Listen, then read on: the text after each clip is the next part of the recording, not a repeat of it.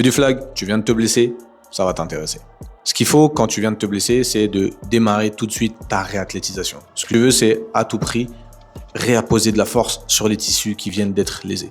Je sais, c'est contre-intuitif, mais c'est quelque chose qui va être très bénéfique, tu vas le comprendre. Quand tu te blesses, tu as des tissus qui sont désorganisés, des tissus qui, au lieu d'être bien alignés, vont avoir une forme pas conforme. L'idée, c'est de se dire que mon seul moyen pour réaligner ces fibres, c'est d'apposer une certaine tension et d'apposer une certaine force.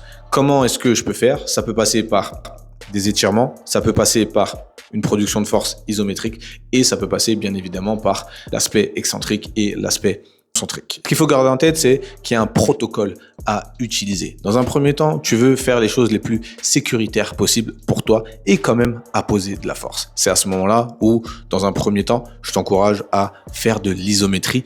Peu importe quel muscle va être lésé, si c'est le mollet ou le quadri, l'idée va être de produire de la force de manière la plus sécuritaire possible. Et quoi de mieux pour commencer que l'isométrie.